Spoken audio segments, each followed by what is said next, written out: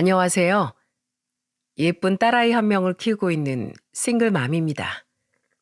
요즘엔 세상에 참 각박하고 무서운 사건, 사고가 많이 일어나죠. 내 주위에서는 잘 보이지 않지만 뉴스에서는 경악할 만한 소식들이 곧잘 들리곤 하잖아요. 그렇듯 내게 먼 일일 것 같았던 충격적인 사건이 제 인생에서도 한번 일어난 적이 있답니다. 그래서 저는 저 같은 피해자가 또 나오지 않도록 많은 분들께서 경각심을 가지면 좋으실 것 같아 이렇게 사연을 보내봅니다. 저는 부모님과 오빠 한 명을 둔 평범한 서민 가정의 딸입니다. 저희 아버진 중견기업의 인사팀에서 오래 근무하다가 저와 오빠가 모두 대학생이던 시기에 퇴사 후 작은 개인 사업체를 차리셨어요. 이후 아버지는 결혼을 하겠다며 제가 3살 많은 남편을 인사시킨 후 영 탐탁지 않은 표정으로 저를 불러 말씀하셨죠. 저 친구를 어디서 만났었다고? 저 작년에 면허 땄을 때 중고차 알아보다가 중고차 매장에서 만났어요. 덕수 씨 아버님께서 중고차 상사를 하시는데 덕수 씨도 거기서 일하고 있거든요. 그래, 난 솔직히 반신반의하는 마음이구나. 네 말대로 사람은 확실히 성실해 보이는데 뭔가 말재주고 화려한데 속에 든 알맹이는 몇 없는 것 같아 영 마음에 걸린다. 있는 그대로의 모습을 내비치는 친구가 아닌 것 같아. 속으로 많은 생각을 품고 사는 사람은 옆에 있는 사람을 간혹 지치게 하는 법이다. 아버지는 정말로 남편이 평생의 배우자감이 맞는 것인지 신중하게 생각해 보라며 제게 조언해 주시더군요. 저는 그런 아버지에게 제가 왜 남편을 선택했는지 말씀드렸죠. 제가 처음 중고차를 사러 갔을 때 아버지, 그때 제가 구매 전에 잠깐 주행해 본다며 차를 몰고 나가자마자 가벼운 사고를 냈는데 조수석에 같이 타고 있던 덕수 씨가 저한테 화 한 번 안 내고 엄청 잘 챙겨주더라고요. 결국 그 차를 사게 되긴 했는데 수리도 싸게 받을 수 있게 도와줬고요. 물론 제가 손님이니까 그렇기도 했겠지만 제가 겪어본 덕수 씨는 자기 일 정말 열심히 하고 정직하고 착한 사람이에요. 덕수 씨 아버님도 마찬가지고요. 이런 사람이라면 가족에게도 분명 책임감 있고 좋은 가장이 될 거라고 전 생각해요. 아버지는 제 말을 들으시고도 내키지 않는 표정을 지으셨습니다. 하지만 결국 전 나이 31에 아버지를 설득해서 남편과 결혼을 하게 되었어요. 결혼 후엔 저희 부모님은 가족이 된 남편에게 무척이나 잘해주셨죠. 그리고 저희 부모님과는 다르게 저희 시부모님은 처음부터 절 아주 귀한 사람 대하듯 반겨주시더라고요. 결혼 후 남편은 저희 아버지의 걱정이 무색하게 저에게 무척이나 잘했습니다. 신혼의 행복 속에서 결혼한 지 1년 만에 딸아이가 태어나자 우리 부부뿐 아니라 양가는 거의 축제 분위기였어요. 지희야, 할아버지 해봐라. 어? 당신도 참 아직 돌도 안 된 애가 그런 말을 어떻게 해요? 특히 시아버지는 저희가 시댁에 갈 때마다 손녀에게서 눈을 떼지 못하시더군요. 저보다 먼저 결혼한 오빠 덕에 이미 2손주를 보셨던 친정 부모님과는 다르게 시부모님께선 처음 안아보는 손주셨거든요. 남편보다 2살 어렸던 시동생은 아예 결혼 생각이 없었고 시동생보다 3살 어린 시누이는 시집은커녕 아직 남자친구조차 없었죠. 정말 행복했어요. 제가 무슨 복이 있어 이런 좋은 남편과 시댁을 얻었나 싶었죠. 남편은 가정에 잘하면서도 자식이 생긴 만큼 더욱 돈을 열심히 벌어야겠다며 일에도 엄청 열정을 많이 쏟더라고요. 그 모습을 몇 년간 지켜본 시아버지는 저희가 결혼한 지 3년쯤 지났던 어느 날 시동생과 시누이까지 모두 모인 자리에서 중대한 결정을 발표하셨습니다. 내 사업체를 덕수에게 물려주려고 한다. 내가 오래도록 옆에서 지켜보니 그 정도 열정이면 내가 평생 일군 매장을 말아먹진 않겠어. 물론 여러 문제로 명의는 아직 내 앞으로 두겠지만 나는 가장이라는 책임감도 있는 만큼 앞으로도 덕수 네가 잘 해나갈 거라고 믿는다. 저는 시아버지의 말씀이 끝나기 무섭게 시동생과 시누이의 눈치를 살폈어요. 사업체는 시아버지 재산 중 큰 일부를 차지하고 있을 텐데 그 사업체를 오롯이 제 남편에게만 물려준다고 하면 아무래도 두 동생들의 반발이 있진 않을까 싶어서 말이죠. 네, 어차피 우린 중고차 일은 전혀 모르는데요. 저흰 아무 불만 없어요. 하지만 두 사람은 사업체엔 전혀 관심이 없는 눈치더군요. 시동생의 말에 시누이 또한 무심하게 고개를 끄덕였고 그렇게 남편은 시아버지의 중고차 상사를 물려받게 되었습니다. 저희처럼 경기도에 살던 시부모님은 같은 경기도 내의 한적한 시골에 전원주택을 지어 귀농 생활을 시작하셨어요. 집 뒤에 작은 텃밭을 일구며 한가로운 노년 생활을 시작하신 거죠. 귀농하신 두 분의 얼굴은 그 어느 때보다 행복하고 평화로워 보이셨습니다. 더 이상 두 분의 앞날엔 그 어떤 걱정도 없는 것처럼 보였어요. 그런데 시아버지의 사업체를 물려받은 지 몇 달 만에 남편은 점점 변하기 시작하더군요. 이전엔 그런 모습을 자주 보이지 않던 사람이 자꾸만 술에 취해 늦은 귀가를 하더라고요. 그리곤 잔소리를 하는 제게 이런 말을 하곤 했죠. 당신이 호구들한테 중고차 파는 일이 얼마나 힘든지는 알아? 있는 돈 없는 돈 살살 캐내서 중고차 하나라도 더 팔아먹는 게 간쓸게를 얼마나 다 꺼내나 하는 건지 아냐고. 아무것도 모르면서. 그러니까 내가 사장된 입장으로 우리 직원들한테 비싼 술 사주면서 위로해 주는 거야. 지금은 기분 못 갖고 힘들겠지만 너희도 언젠간 나처럼 이렇게 성공할 수 있다 하고 말이야. 나 같은 능력 있는 남편 만나서 고생도 모르고 사는 당신은 복 받은 건 줄 알아. 그러니까 아무 소리 말고 고분고분하게 굴어. 알았어? 기가 막히고 화가 나긴 했지만 한편으론 마음이 아프기도 했어요. 물론 제게 저런 식으로 말을 하는 건 옳은 일은 아니었지만 그래도 힘든 영업일에 사장 직함까지 맡았으니 얼마나 힘들었으면 저런 말을 할까 싶어서 꾹 참았죠. 하지만 남편의 행동은 점점 더 심해지더군요. 남편은 점점 더 거친 언행을 보이더니 보다 못한 제가 크게 화를 낸 날엔 신경질을 내며 집안의 물건을 바닥에 던지더라고요. 가장이 우스워? 꼬우면 당신도 나만큼 돈 벌어 오던가.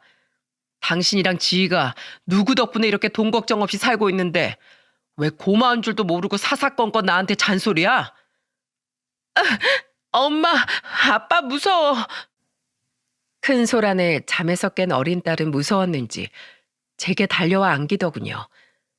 저는 딸이 다칠까 싶어 방으로 데리고 들어왔고 한참 동안 밖에서 혼자 구시렁대던 남편은 아침에 나가보니 소파에 골아 떨어져 있더라고요. 저는 그런 남편을 내버려 두고 딸을 어린이집에 등원시킨 후 출근을 했고 집으로 돌아와 아직도 술이 덜 깬 남편에게 진지하게 이야기했습니다. 당신 어제 나한테 한 일 다 기억나지? 당신 아무리 취해도 기억은 다 멀쩡한 사람이잖아. 아, 어젠 내가 너무 심했어. 미안해 여보. 아니, 이건 미안하단 말로는 안 끝나. 당신은 어제 나뿐만 아니라 우리 지희를 다치게 할 뻔했어. 어떤 경우에도 절대 그런 행동은 난 용서 못해. 그럼 지금 이혼하자는 소리야? 여보, 어젠 내가 너무 취해서 그랬어. 정말 미안해. 내가 진짜 잘못했어. 두 번 다신 안 그럴게. 마음 같아선 당장이라도 당신이랑 갈라서고 싶어. 근데 내가 우리 지희를 봐서 우리 지희 아빠 없는 애 만들기 싫으니까 이번 딱 한 번만 용서해 줄게. 근데 다음에 또 이러면 그땐 우리 끝이야. 알았어? 알았어 여보. 미안해. 나 용서해줘서 고마워. 말로만 하지 말고 여기 각 썼어. 그땐 두말 없이 나랑 이혼하겠다고. 각서까지? 꼭 이렇게까지 해야겠어? 왜, 싫어? 싫으면 그냥 지금 이혼할래? 아니야 여보. 쓸게. 근데 여보, 이건 우리 부부끼리 일인데 설마 우리 부모님한테 말하진 않을 거지? 이러니 괜히 말씀드리면 우리 부모님들만 속상하시잖아. 그래도 술에서 깬 남편은 자기 잘못은 아는지 제게 싹싹 빌더군요. 그 모습에 저도 마음이 조금 풀어진 터라 그날 일은 제가 각서를 받는 것으로 우리 사이에서 마무리가 되었습니다. 그런데 며칠 뒤 주말 시아버지께선 다른 일로 잔뜩 화가 나 저희 집까지 올라오셨더라고요. 무슨 일인지 시아버지는 남편에게 화가 단단히 나신 듯 했습니다. 시아버지의 그런 모습을 처음 본 저는 얼른 들어가서 남편을 흔들어 깨웠어요. 남편은 술이 덜 깼는지 눈도 제대로 뜨지 못하고 거실로 비척비척 걸어 나오더군요. 시아버지는 그런 남편에게 대뜸 호통을 치셨죠. 야, 이놈아! 너 대체 매장 운영을 어떻게 하는 거야? 예? 아버지, 지금 갑자기 오셔서 무슨 말씀을 하시는 거예요? 남편은 아직 상황 파악이 덜 됐는지 여전히 졸린 목소리로 묻더라고요. 시아버지는 더욱 화가 난 표정으로 언성을 높이셨습니다. 경배한테 다 들었다. 너 경배 잘랐다며? 게다가 그동안 기본급도 제대로 안 챙겨줬다면서 그렇게 차별하다가 자른 직원만 경배를 포함해서 벌써 셋이라며. 근데 뭐? 네가 직원을 챙기느라 밤늦게까지 술을 마시고 와? 내가 언제 사업 운영을 그렇게 하라고 가르쳤어? 어? 경배형이 그새 아버지한테 그걸 일렀어요? 진짜 애도 아니고. 근데 아버지, 저 좀 서운하네요. 애초에 저 믿고 매장을 저한테 맡기신 거 아니에요? 근데 아버지가 오래 데리고 있었다고 경배형 말만 듣고 저한테 이렇게 대뜸 화를 내시는 거예요? 뭐야? 그래, 너 어디 한번 말해봐라. 경배는 왜 잘랐는지, 그리고 직원들 기본급은 왜 제대로 안 챙겨줬는지. 실적이 안 좋잖아요, 실적이. 다른 직원들은 시간이 남아돌고 뭐 간쓸게가 10개씩 있어서 안 내나요? 다들 힘들게 차 팔고 실적 쌓는 동안 자기가 자존심 못 내려놓고 차 못 팔았으면 자기 기본 업무도 다 못 해낸 거잖아요. 그래서 실적 못 채운 직원들은 그만큼 기본급에서 좀 깎았어요. 사장이라고 뭐 땅 파서 월급 주고 장사해요? 그렇게 몇 달을 기다려줬는데 감히 직원이 돼서 저한테 쓴소리하고 여전히 실적도 못 채우길래 사장으로서 가게를 생각해서 잘랐어요. 그게 뭐 잘못됐어요? 남편은 도리어 시아버지께 더욱 화를 내더군요. 시아버지는 그런 남편의 말을 듣고 기가 차다는 표정을 지으며 말씀하셨죠. 실적? 그래, 실적 중요하지. 근데 이놈아, 자기 사업을 한다는 놈이 사람을 그렇게 가볍게 다루면 안 되는 거야. 내가 경배를 괜히 데리고 있었겠어? 그놈이 이 중고차 시장 바닥에서 얼마나 드물게 정직하고 신뢰받는 놈인 줄 알아? 그놈 찾아서 아름아름 오는 손님들이 얼마나 많은 줄 아냐고. 어떻게 한치 앞만 보고 멀리 내다볼 줄을 모르냐, 어? 사업은 그렇게 하는 게 아니야. 제가 바보예요? 저도 경배형이 어떤 사람인진 알아요. 근데 사장인 제 뜻과는 맞지 않는 사람이라고요. 저한테 온전히 사업을 맡기셨으면 아버지도 당장 눈앞의 일만 보시지 말고 좀 지켜봐 주세요. 지금 사장은 저잖아요.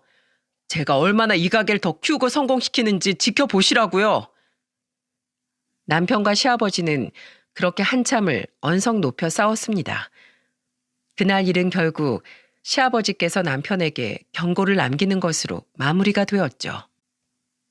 그래, 네가 그렇게 자신만만하니 내 이번 일은 그냥 넘어가마. 그래도 약속된 기본급조차 안 챙겨주는 건 엄연한 불법이야. 한 번만 더 문제 생기면 그땐 내가 그 가게 팔아넘긴 한이 있더라도 앞으로 너한테 더 맡기는 일은 없을 거다. 그리고 앞으로 술 먹는 일도 줄여. 직원들한테 비싼 술 사주는 일이 직원 복지인 양아치 같은 회사가 어디 제대로 굴러는 가겠어? 내 말 흘려들을 생각하지 말고 명심해라. 시아버지는 남편을 한번 노려보시더니 제게 놀라게 해서 미안하다는 말씀을 남기시곤 물 한 잔 드시지 않고 그대로 돌아가시더군요. 딸이 방에서 잠을 자고 있긴 했지만 손녀의 얼굴 한번 안 보고 돌아가시긴 난생 처음이었죠. 남편은 분해 보이긴 했지만 시아버지의 말을 거역하지 못하겠는지 정말로 이후 술자리에 참석하는 횟수를 조금이나마 줄였어요.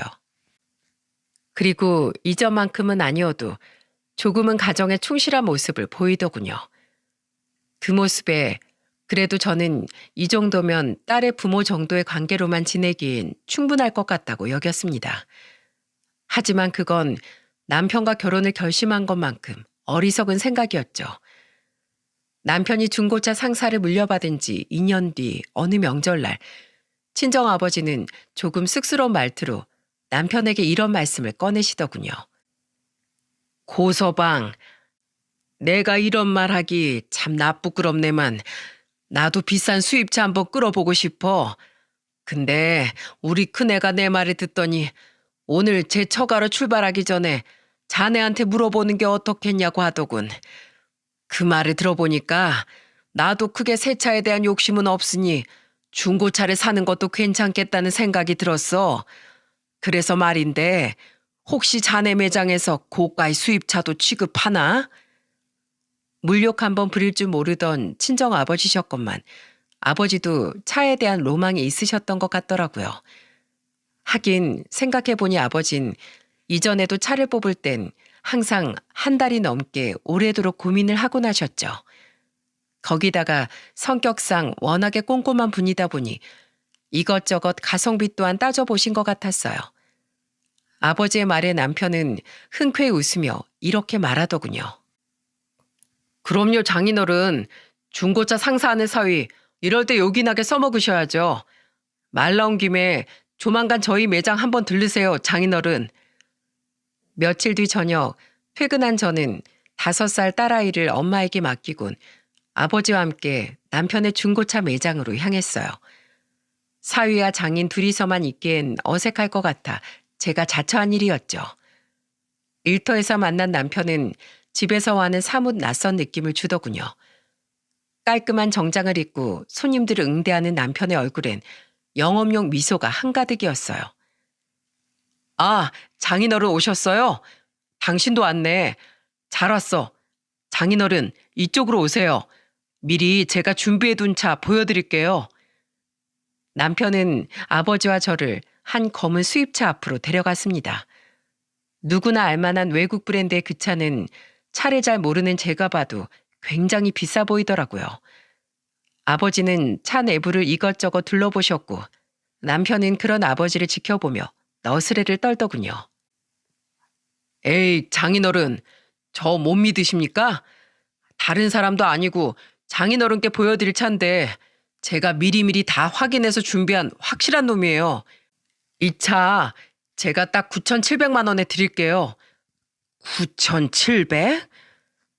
높은 가격의 아버지는 조금 망설이는 기색을 보이셨어요.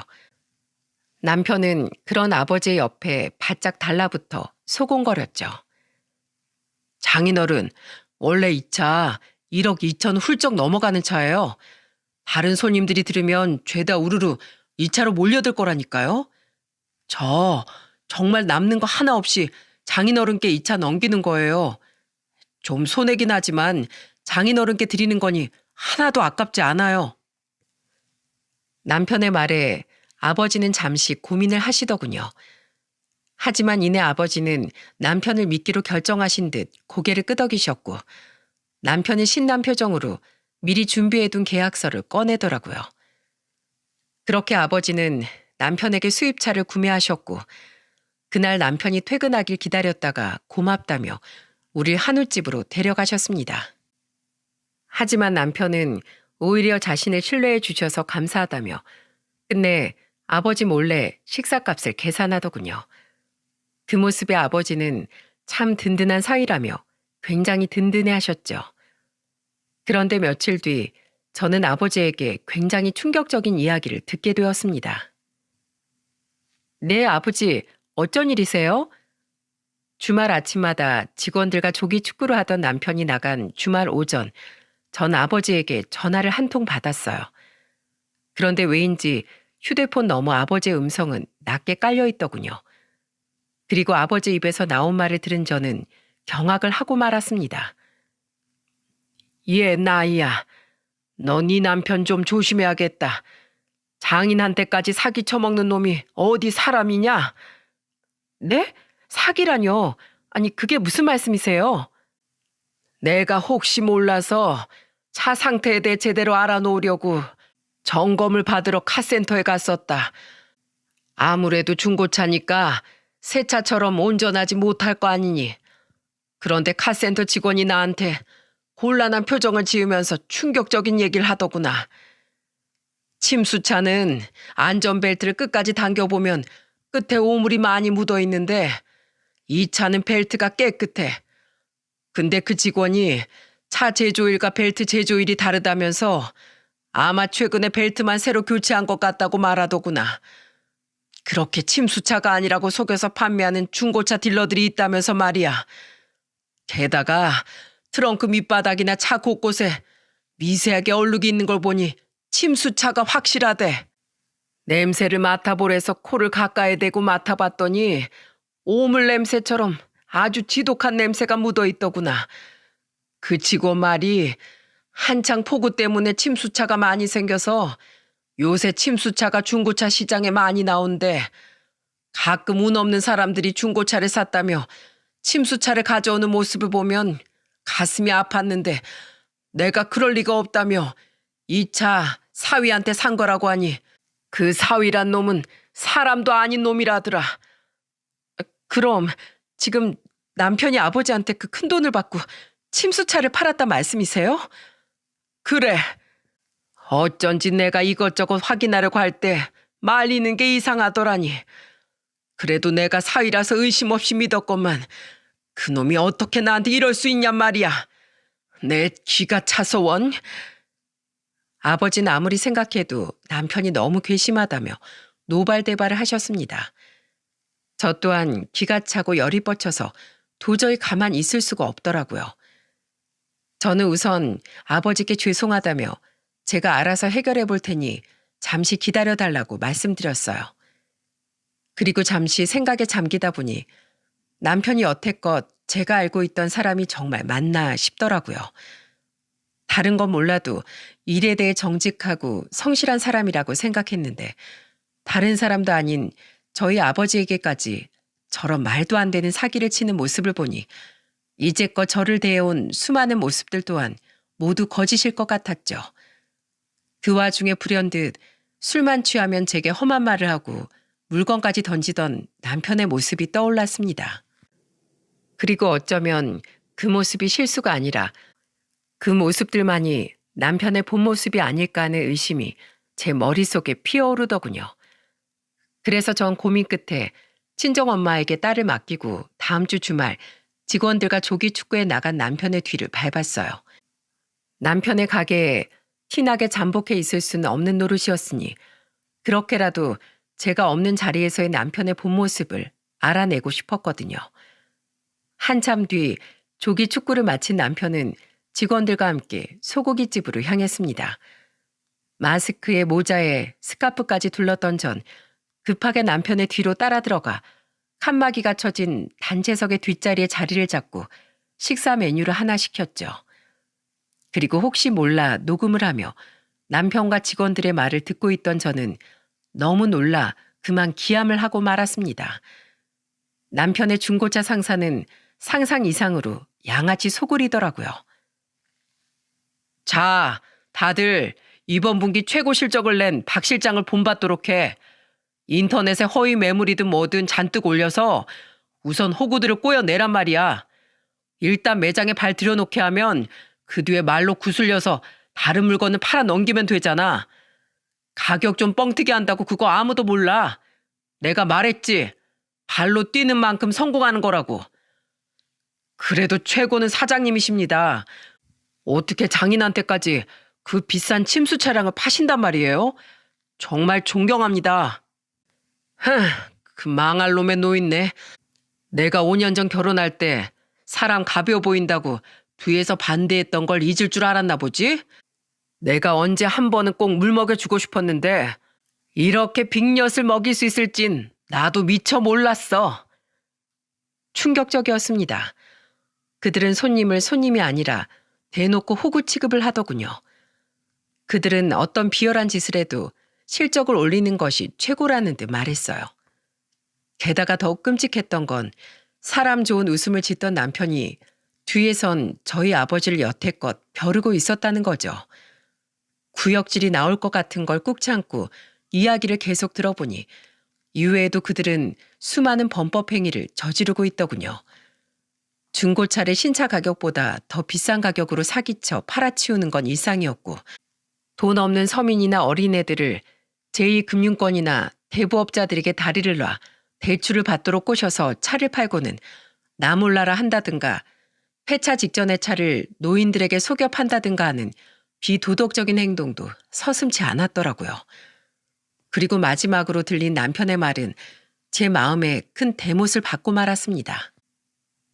내가 정말 노친네한테 이 중고차 상사 물려받으려고 뭔 짓까지 했는지 아냐?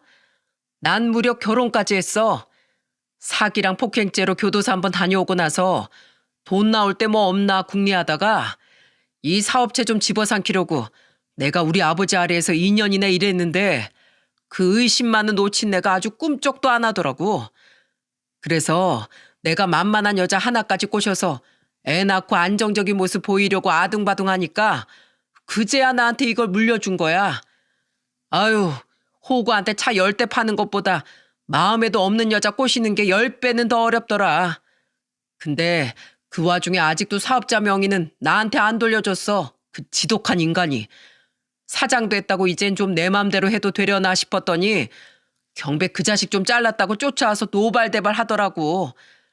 내가 조금이라도 호구피 좀 빨아먹으려고 하면 득달같이 와서 말리던 그 꼰대 말이야. 그러니까 내가 호구들 돈이라도 등쳐먹지 않으면 억울해서 배겨?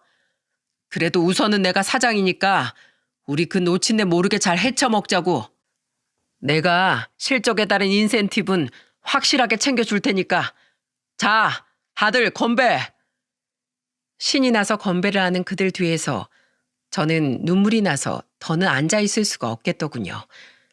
저는 황급히 계산대에 현금 2만 원을 올려놓고는 거스름돈도 받지 않고 가게를 뛰쳐나왔어요. 비록 조금 틀어지긴 했지만 여전히 가족을 위할 거라고 의심치 않던 남편의 모습이 자꾸만 떠올라 가슴이 찢어질 것 같았죠. 진심으로 남편을 사랑했던 저와는 다르게 그저 저와 제 딸을 이용만 했을 남편을 생각하니 제 자신이 너무 초라하고 불쌍해져 분통이 터졌습니다. 게다가 교도소를 다녀온 정가범이라는 사실을 제게 여태껏 깜쪽같이 속였다고 생각하니 소름이 돋더라고요. 그날 저녁 남편은 아무렇지도 않은 척 현관으로 마중 나온 딸을 번쩍 들어올리며 웃어 보이더군요. 저는 먼저 딸을 방으로 들여보낸 후 남편을 방으로 불러 나지막이 이야기했죠. 당신 나한테 무슨 할 말 없어? 할 말? 무슨 말? 우리 아버지 차 이야기. 남편은 잠시 당황한 듯 보였지만 이내 정말 아무것도 모른다는 표정으로 무슨 말이냐고 묻더라고요. 과연 그 보통 뻔뻔함이 아니었죠. 저는 그런 남편을 싸늘히 노려보며 말했습니다. 잡아뗄 생각 마. 이미 아버지가 카센터 3군데에서나 확인받았어. 그 차 확실한 침수 차량이라고. 아, 그래? 난 정말 몰랐는데. 알다시피 내가 판매원이지 자동차 전문가까지는 아니잖아. 이거 장인어른께 죄송해서 어쩌지? 참 어이가 없었습니다. 아직 제가 자신의 실체를 모두 알아버린 사실을 몰랐던 남편은 여전히 제 앞에서 철먼피를 쓰고 연기를 하고 있더라고요. 저는 그런 남편에게 코웃음을 치며 말했죠. 알았든 몰랐든 이거 경찰에 사기죄로 신고할 수 있는 거 알지? 잔말 말고 우리 아버지 돈 다시 돌려줘. 차는 다시 아버지한테 매장으로 가져다 달라고 얘기해 놓을 테니까. 뭐? 여보, 그건 좀 곤란해. 이미 계약한 지 며칠이나 지났는데 그새 차에 또 어떤 이상이 생겼을지 어떻게 알고. 나도 장인어른께 진짜 미치는 심정으로 그 차 넘겨드린 거야. 매물로 올렸던 그 차를 보러 왔던 손님들을 내가 몇 번이나 돌려보냈는데 이제 와서 이러면 내가 손해라니까? 장인어른께 그 차 그냥 타시라고 하면 안 돼? 어차피 침수차나 일반 중고차나 다 거기서 거기야. 어? 아니면 내가 장인어른 찾아뵙고 직접 오해를 풀고 말씀드릴게. 침수차나 중고차나 거기서 거기라고? 내가 바본 줄 알아? 나도 인터넷에 충분히 검색해 봤어. 침수차는 운전 도중에 갑자기 어디가 어떻게 고장날지 모르는 위험한 차여서 중고차 시장에서도 잘 취급 안 한다고. 어떻게 다른 사람도 아니고 우리 아버지한테 그런 위험한 차를 속여서 팔 수가 있어. 당신이 인간이야? 결국 저는 화가 나서 언성을 높이고 말았습니다. 그러자 남편은 제 말에 기분이 나빴는지 인상을 팍 찡그리며 휴대폰을 침대에 던지더군요. 아, 몰랐다고. 그깟 돈 1억도 안 하는 거 가지고 애비나 딸이나 더럽게 짜게 구네. 아, 준다 줘. 계약 무효시켜주면 될 거 아니야? 꼭 그래. 아니면 나 남편이고 뭐고 사기죄로 확 진짜 신고할 거야.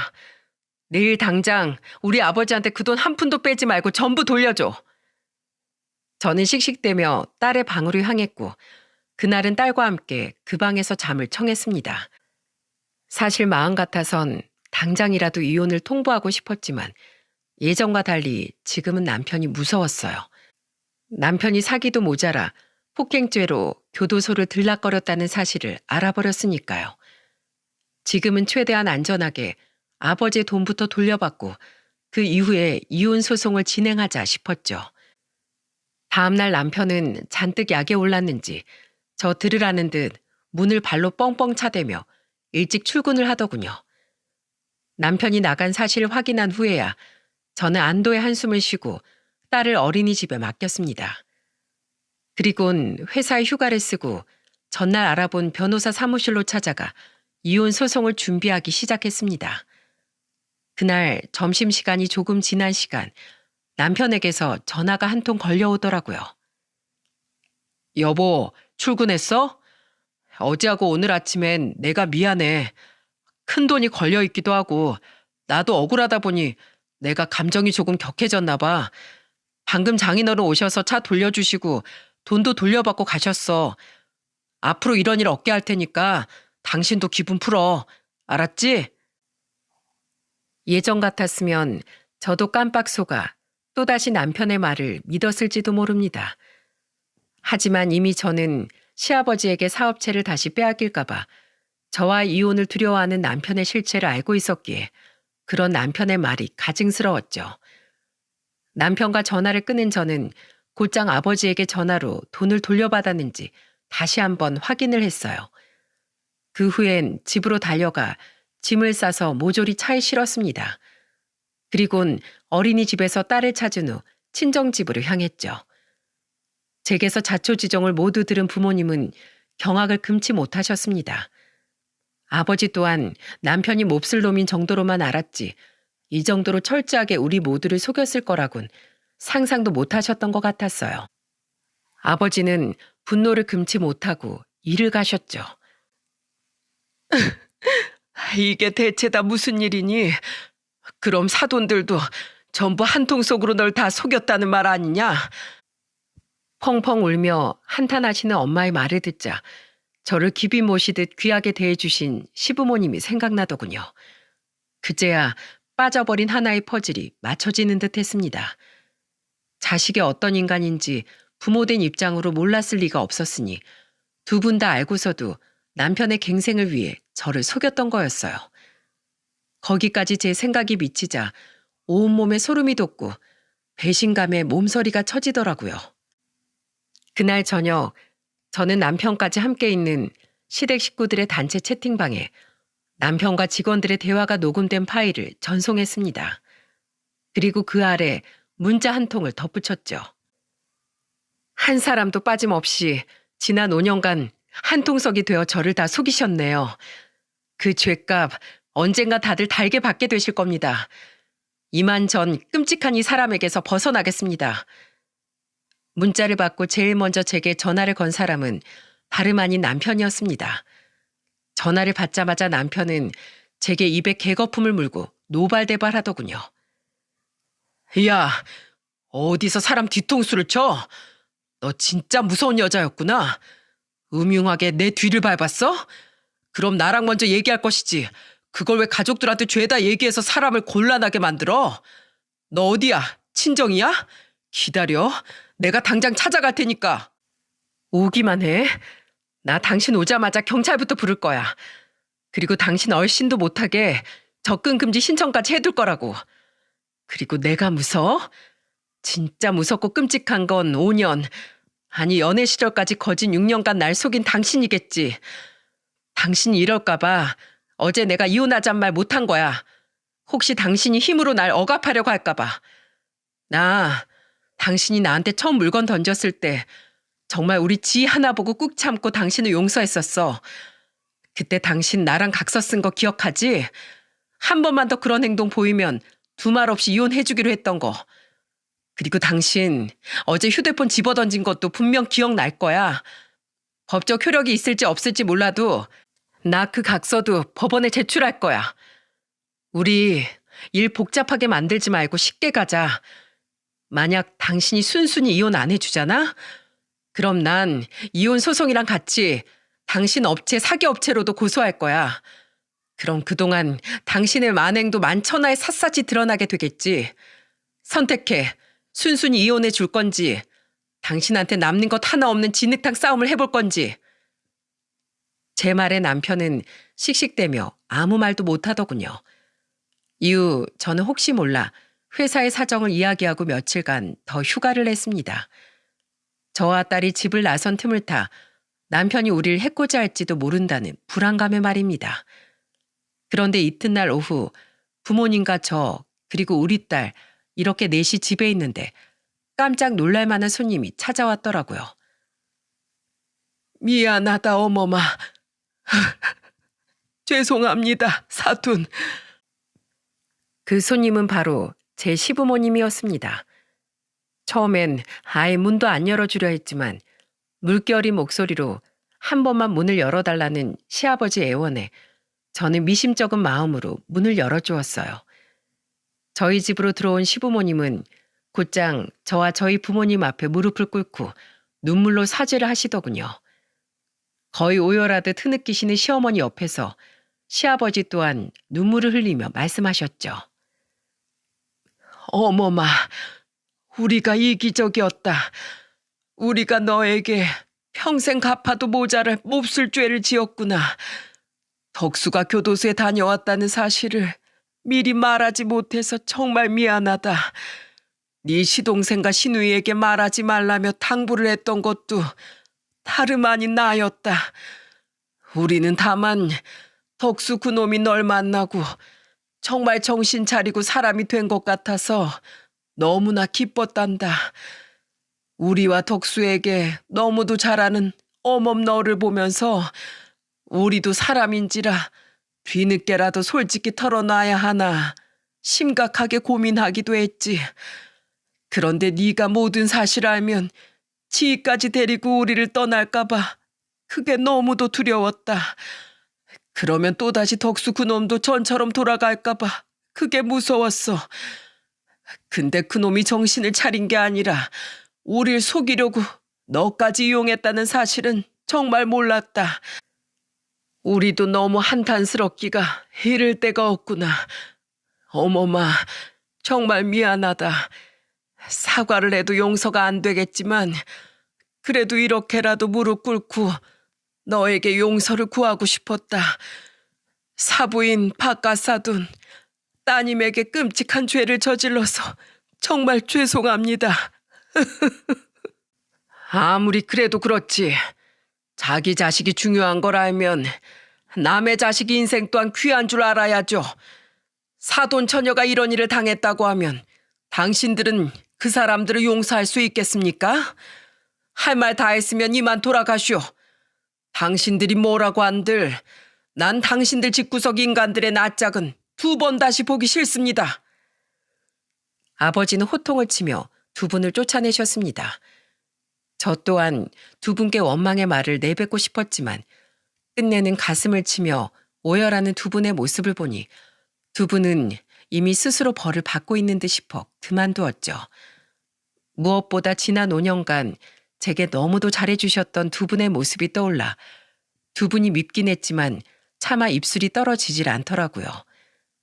이후 신고한다는 말에 겁을 먹은 건지 아니면 시부모님이 무슨 조치를 취한 건지 모르겠지만 남편은 순순히 협의 이혼에 동의를 하더군요. 저는 적당한 재산 분할과 양육권을 받고는 남편과 재빨리 관계를 정리했습니다. 법원에서 만나서도 찔러도 피 한 방울 나오지 않을 것처럼 저를 노려보던 남편은 이혼 의사를 확인하러 법원에서 만난 마지막 날 제 손을 잡고 있던 딸을 물끄러미 바라보더군요. 혹시 남편이 무슨 해코지를 할까 싶어 저는 딸을 뒤로 숨기려 했는데 저보다 한 발 먼저 딸이 남편에게 달려갔어요. 아빠, 어디가? 아빠는 왜 우리랑 같이 외갓집에서 안 살아? 우리 지 아빠 보고 싶었어? 아빠가 연락 못해서 미안해. 근데 아빠가 앞으로도 멀리 일하러 가게 돼서 우리 지희한테 연락을 잘 못할 것 같거든? 그러니까 지 그동안 엄마 말씀 잘 듣고 잘 지내고 있어. 알았지? 그런 인간도 부성에는 있어 딸은 진심으로 아꼈던 건지 연기인지 진심인지 모를 다정한 말을 딸에게 남긴 남편은 울먹이는 딸을 뒤로하곤 먼저 돌아섰습니다. 그게 남편과의 마지막이었어요. 이후 남편은 딸을 찾아오거나 면접 교섭권을 쓰려고 하진 않더라고요. 혹시 저에게 티끌만큼의 죄책감이라도 남아있는 건가 싶었지만 굳이 그 점을 확인하고 싶진 않았죠. 그렇게 3년이 흐른 뒤 저는 여전히 친정에서 지내고 있습니다. 올해 8살이 된 저희 딸은 친정 오빠가 놀러 오는 일을 무척이나 좋아해요. 새언니와 조카들이 딸에게 잘해주어서도 있겠지만 무엇보다 딸은 전 남편과 비슷한 연배인 오빠에게서 아빠의 모습을 찾는 것 같았죠. 그런 딸을 보며 저와 부모님은 무척이나 가슴 아파하곤 했지만 최대한 아무 내색을 하지 않으려 노력하고 있습니다. 딸이 아직 너무 어려 솔직하게 다 말해주지 못했지만 사춘기가 오기 전엔 딸에게 아빠에 대한 일을 솔직하게 털어놓으려고 해요. 다만 딸이 상처받지 않게 저와 다른 사람들에겐 나쁜 사람들이었을지 몰라도 딸만큼은 진심으로 아꼈던 사람임을 잘 설명해 주려고 합니다. 이혼한 후 시동생과 시누이는 제게 미안하다는 말 한 번 없더군요. 뭐 어차피 그런 집안에게 뭔가를 바라지도 않았으니 그냥 그러려니 했는데 얼마 전 저는 놀라운 전화 한 통을 받게 되었어요. 그건 바로 전 시아버지의 전화였죠. 3년 만에 휴대폰 액정에 뜬 시아버지의 이름에 저는 잠시 전화 받길 망설였습니다. 그래도 이전에 제게 잘해주셨던 시아버지의 정이 생각나 저는 진동이 울린 지 한참 만에 결국 전화를 받았어요. 그때 시아버지는 제게 충격적인 시댁 식구들의 근황을 전해주더군요. 어머마, 잘 지냈니? 내 전화 받아줘서 고맙구나. 아니에요. 어쩐 일이세요? 전화를 받았지만 제 입에선 더 이상 아버님이라는 말이 나오지 않더라고요. 시아버지는 그런 제 마음을 알아챈 듯 씁쓸한 말투로 말을 이었죠. 그냥 우리 지 초등학교엔 잘 입학했는지 잘 지내고 있는지 궁금해서 전화했다. 그리고 네게 저지른 죄값을 모자라지만 우리도 치르고 있다는 말을 전해주고 싶었어. 이 소식으로나마 네 우라가 조금이나마 사그라들길 바란다. 네가 떠나간 후 내가 그놈에게 사장 자리를 빼앗기도 전에 그놈은 사기죄로 고소를 당하고 말았다. 알고 보니 그놈에게 그동안 피해를 당한 사람들이 청원도 올리고 각종 포털 사이트에 덕수 그놈과 사업장에 대한 고발문도 올렸던 모양이야.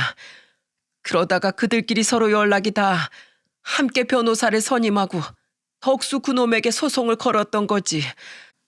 그때 덕수 그놈이 어떻게든 피해자들한테 합의금을 주고 빠져나가려고 돈을 마련하려 이곳저곳에 투자까지 한 모양인데 급하게 한 투자가 어디 실속이 있었겠니?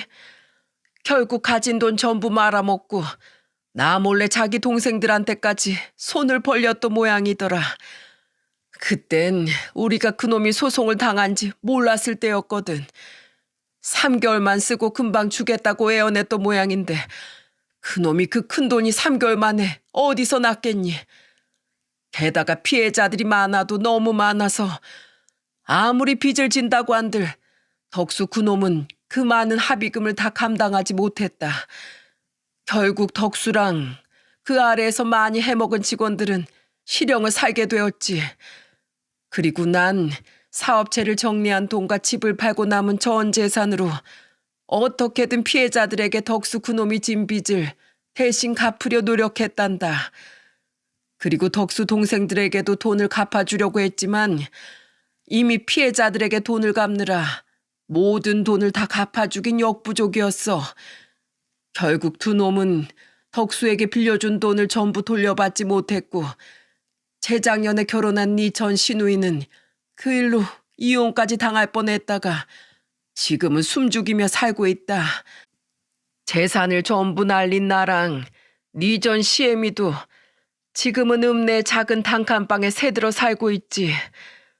어머마, 우리가 벌을 받았다고 잃어버린 네 인생이 돌아오진 않겠지만 그래도 세상은 잘못한 사람에게 단단히 벌을 준다는 사실만은 네가 꼭 알아줬으면 했다. 그 사실로 네 억울함이 조금이나마 풀렸으면 좋겠다. 앞으로 너랑 지혜의 앞날은 우리 같은 사기꾼들 말고 좋은 사람들만 가득하길 빈다. 잘 지내라 어머마. 참으로 고맙고 미안했다. 시아버지와의 전화를 끊고 저는 한동안 멍하고 우울한 시간을 보내야 했습니다. 물론 저지른 일에 대한 대가는 치르는 게 인지상정이겠지만 우리 며느리 하며 매번 저를 환하게 맞아주시던 시부모님의 얼굴을 생각하니 마음이 많이 무거워졌거든요. 하지만 이미 남이 된 제가 두 분께 해드릴 일은 아무것도 없었죠. 저는 최근 계속 시아버지와의 마지막 통화를 머릿속에 곱씹다가 문득 이런 생각이 들어 사연을 보내게 되었습니다. 만약 3년 전 제가 딸을 위한답시고 이혼을 하지 않았다면 어떻게 되었을까요? 남편이라며 아버지에게 남편을 감싸고 남편의 뒤를 밟지 않았다면요? 그렇다면 저는 지금까지 제가 속았다는 사실조차 모른 채 시부모님처럼 길바닥에 나앉아 있을지도 모르죠. 게다가 저희 딸 또한 수많은 피해자를 만든 범죄자의 딸이라는 낙인이 찍힌 채 평생 불행한 삶을 살아야 했을지도 모르고요.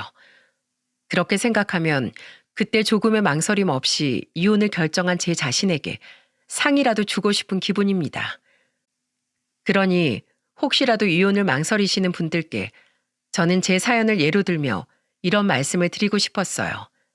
물론 이혼이라는 건 굉장히 신중하고 무겁게 결정해야 할 일이지만 그만큼 자식과 자신을 위한 진정한 선택이 무엇인지도 아주 현명하게 결정해야 한다는 사실을 말입니다. 그리고 여러분의 선택 앞엔 저처럼 더 나은 미래가 기다리고 있기를 진심으로 응원합니다. 저는 앞으로도 제 결정에 더더욱 확신을 얻기 위해 딸을 잘 키우며 씩씩하게 살아갈 거예요. 제 사연을 듣고 계신 분들 중엔 이혼을 고민하고 계시거나 이혼을 했거나 혹은 그런 자녀를 둔 분들이 더러 계실 겁니다. 당사자는 아니지만 혹시 그런 주변인이나 자녀가 있는 분들이라면 이혼을 무작정 부정적으로만 보지 마시고 한 번쯤은 그들의 편에 서서 응원해 주셨으면 좋겠어요. 여러분들의 응원은 분명 조금이라도 망설이고 있을 그들에게 큰 힘이 되어줄 테니까요. 마지막으로 혹시 모를 오해를 방지하기 위해 한마디 덧붙이자면 제 전남편과 그 무리의 일만 가지고 특정 직업을 색안경을 끼고 보진 않으셨으면 좋겠습니다. 사연 속에서도 말했듯 남편이 업장에서 내쫓은 몇몇 직원들처럼 세상엔 정직하게 일하는 분들이 더 많을 테니 말이죠. 마지막으로 시청자분들에게 부탁 말씀드립니다. 현재 저희 사연투브 영상을 불법으로 다운받아 영상을 올리는 채널들이 생겨나고 있습니다. 유튜브 측의 조치를 취하고 있지만 현재 우후죽순 새롭게 생겨나는 채널들로 인해 영상을 제작하는 데 큰 어려움을 겪고 있습니다. 다시 한번 말씀드리지만 저희 사연투브는 서브 채널이 없으며 오로지 이 사연투브에서만 방송을 하고 영상을 올린다는 점 꼭 기억하시고 생각해 주시면 감사하겠습니다. 혹여라도 저희 사연 채널을 불법으로 다운받아 방송을 하는 채널들이 있다면 그냥 무시하고 지나가시길 부탁 말씀드립니다. 저희 사연투브를 항상 응원해 주시고 사랑해 주시는 구독자님들에게 더 좋은 방송으로 찾아뵐 수 있도록 최선의 노력을 다하겠습니다. 항상 감사합니다. 안녕하세요. 저는 아들, 딸 하나씩 둔 40대 엄마입니다. 애들 키울 때 정말 시간이 엄청 빠르게 지나갔는데 그러는 사이 제 결혼 생활은 신경 쓸 게 너무 많았던 것 같아요. 오롯이 저랑 관련된 것만 신경 썼다면 좋을 테지만 시댁과 관련된 인연 때문에 너무 힘들었어요. 요즘 여자들은 다 그런 걸 감안하고 산다지만 그런 게 어딨나요? 다 자기 운명 바꿔가면서 사는 거죠. 이렇게 말하는 저도 지금에 오기까지는 참 쉽지 않았어요. 누군가의 도움을 받거나 어떤 계기가 있지 않았다면 완벽하게 끊기는 힘들었을 것 같은데요. 하여간 절 이렇게 스트레스 받게 하고 잠도 못 자게 만들었던 건 시댁 형님 둘, 큰형님과 둘째 형님 이 인간들이에요. 듣고 보면 웬만한 시누이나 시어머니가 하는 건 못지 않다고 생각이 되실 거예요. 특히 둘째 형님은 이상하게 결혼 초반부터 저를 있는 둥 없는 둥 무시하더라고요. 더 성질이 괄괄한 큰형님이 한번 주의를 줬는데도 말이에요. 동서, 막내 동서랑 인사 좀 해. 저렇게 인사하는데 왜 대꾸를 안 해줘? 이렇게 어깨로 툭 치니 그나마 절 보고 대강 인사하는 척을 하더라고요. 그러면서도 기분이 나빴던 건지 다시 큰형님한테 억울하다는 듯 말하더라고요. 형님, 저 동서랑 인사했어요. 인사했는데 동서가 못 본 것 같아요. 이렇게 말을 하기에 저는 눈이 완전 동그래져서 아니라는 식으로 말을 하려고 했거든요. 그런데 이런 제 반응을 제대로 보지도 않고 그냥 획 돌아서 가버리는 거예요. 시댁에서 이런 식으로 마주치니까 너무 불쾌하더라고요. 저는 여자들 사이에 있는 이런 미묘한 싸움 분위기를 무척 싫어하는 편이에요. 학교 다닐 때에도 꼭 저런 애들이 있었고, 제가 엄마 없이 자랄 때에도 그걸 갖고 무시하는 애들이 꼭 있었거든요. 상견례 때에도 양가 인사를 할 때 형님들과 아주버님들이 당연히 나왔으니 눈치를 챘겠지만 저희 집은 아빠만 나오셨거든요. 아빠가 저와 남동생을 데리고 같이 나오셨는데 그때 어쩔 수 없이 사정을 말하게 되었어요. 제가 아니라 아빠가 말이에요. 제가 젊었을 적에 일찍 집사람을 보냈어요. 그래서 혼자 남매들을 키우다 보니 여간 힘들었던 게 아니에요. 아무쪼록 우리 윤지 잘 부탁드립니다. 엄마 손 많이 안 거치고 자라서 부족한 게 많을 거예요. 이 녀석이 많이 털털하기도 하고 실수도 하겠지만 그래도 어여삐 봐주시면 감사하겠습니다. 제 딴에는 이런 아빠의 말을 들으면서 얼마나 눈물 콧물이 나던지. 근데 이런 부분을 보고 나중에 큰형님이 슬쩍 비꼬는 거예요. 나는 그때 막내동서 무슨 결혼식 웨딩 마치 하는 줄 알았잖아. 그렇게 울 일도 아닌데 상견례에 그 식구들 많은 데서 훌쩍거리니까 너무 당황스러웠어. 동서, 그때 진짜 좀 오바했어. 알긴 알지? 이러면서 깔깔거리는데 좀 당황스럽더라고요. 내가 대체 어떤 분위기 속으로 들어온 건지 실감나지 않았어요. 결혼해서 당연히 시댁 식구들과의 교제가 있을 테고 뭔가 다 처음이라 어려울 거란 생각도 했단 말이에요. 그런데 우리 둘 신경 쓰기도 바쁜데 저 드센 큰형님과 둘째 형님 분위기도 맞춰야 하나 싶어 머리가 아팠어요. 이후로도 저를 무척 화나게 한 일이 있었거든요. 바로 임신했을 때의 일이에요. 그때 저는 만삭 임산부였고 시댁에선 공사를 하고 있을 때였답니다. 근데 우리 형님네는 집들이 엄청 넓어요. 그래서 명절을 치르는 것에 대해서도 아들네에서 하면 좋겠다며 그 말을 큰형님이 본인 입으로 했었거든요. 그럼 말을 꺼낸 사람 집에서 하는 게 당연한 논리 아닌가요? 저는 그렇게 알고 준비를 하려고 했는데 명절을 며칠 남겨두고 걸려온 전화는 무척 황당하더라고요. 막내 똥서, 이번에 우리들끼리 얘기를 한번 해야 할 것 같아. 나는 이번에 허리가 좀 안 좋아서 아무래도 우리 집에서 명절 치르긴 힘들 것 같거든. 둘째네도 친정 엄마가 와 계신다나? 아무튼 사정이 이렇게 다 되었어. 그래서 말인데 자기네 집에서 하는 거 어떻게 생각해? 지금 둘러보니까 답이 그 집밖에 없더라고. 그렇다고 전혀 다른 곳에서 할 수도 없잖아. 우리 어머니 명절 중요하게 생각하는 분이시거든. 은근슬쩍 꼭 하라는 식으로 못을 박으니 꼼짝없이 하는 수밖에 없었답니다.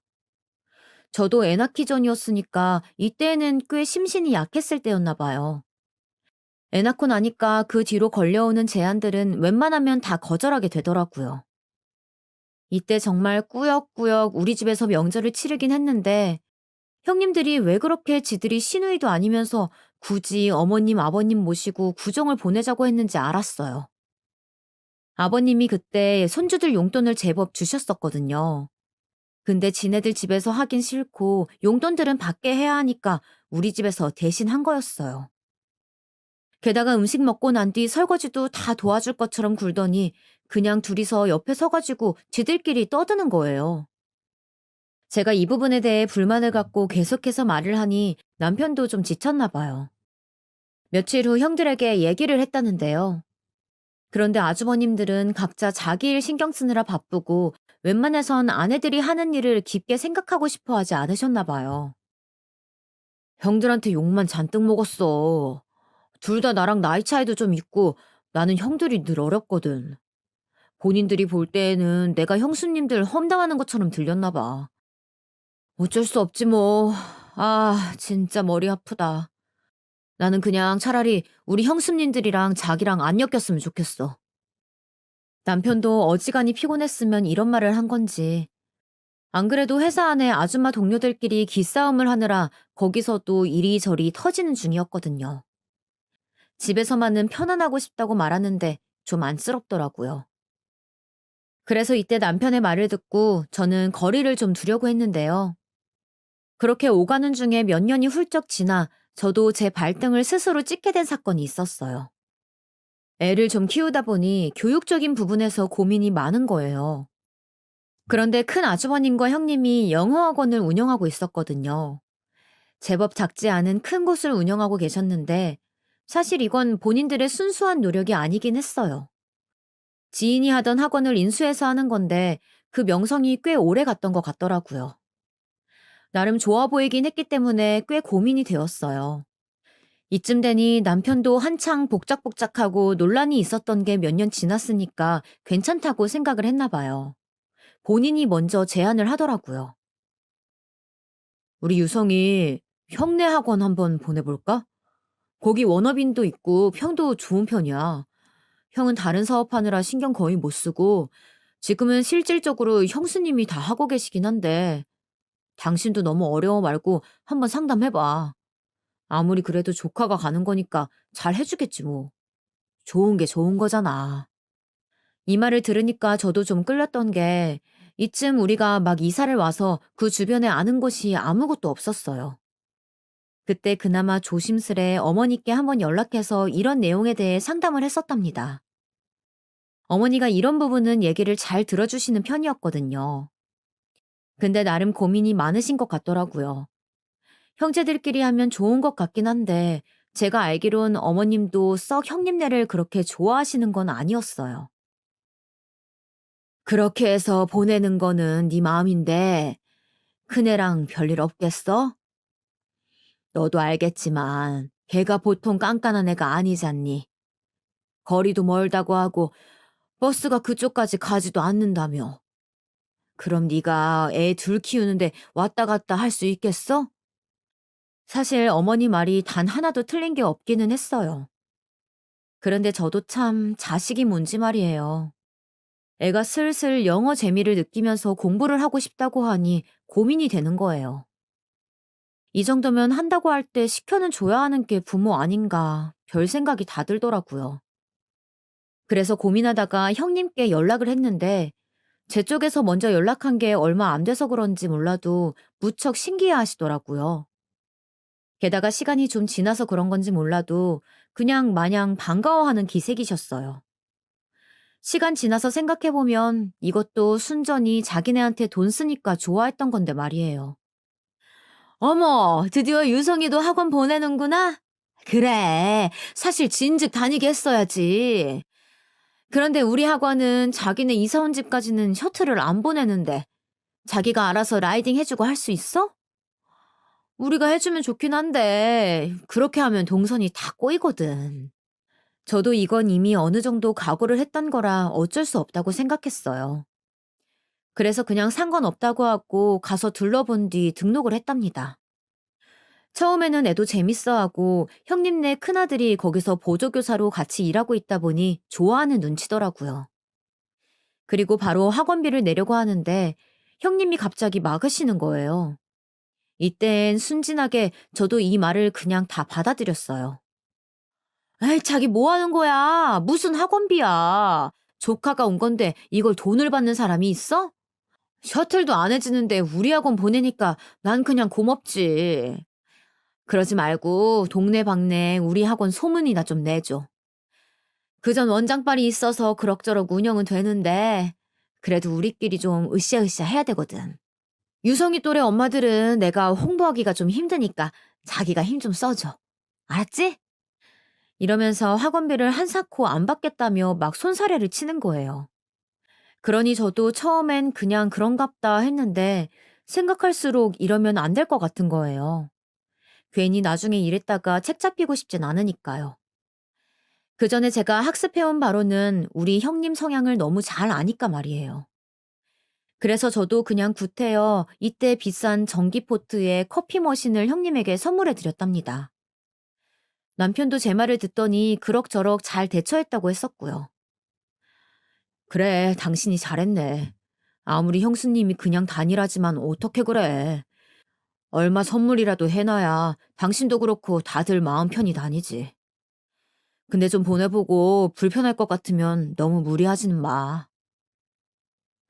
남편답지 않게 본인이 먼저 이렇게 말하면서 어느 정도 선을 긋더라고요. 저한테 내색은 안 하지만 형님들에 대한 오랜 데이터가 쌓여오는 동안 썩 좋은 기억은 아니었나 봐요. 잘 지내고 싶지만 그렇지 않으면 굳이 이어가지는 말라는 의미더군요. 저 또한 같은 마음으로 그렇게 행동을 하고 몇 달간 아이를 쭉 보냈었어요. 그런데 좀 시간이 가면서 아들이 이상한 소리를 하더라고요. 학원을 여기만 다닌 건 아니고 나와서 제 차를 타고 다시 수학학원까지 가는 동안 시간이 좀 걸리긴 했어요. 이동 중에 갑작스러운 말을 꺼내더군요. 엄마, 나 큰엄마네 학원 계속 다녀야 해? 언제까지 다녀야 되는 거야? 유민이 형이 자꾸 나보고 답답하다고 화났네. 운전 중에 저는 순간적으로 너무 놀랐어요. 제가 생각한 이상으로 너무 부정적인 반응이라 기겁할 듯 당황했어요.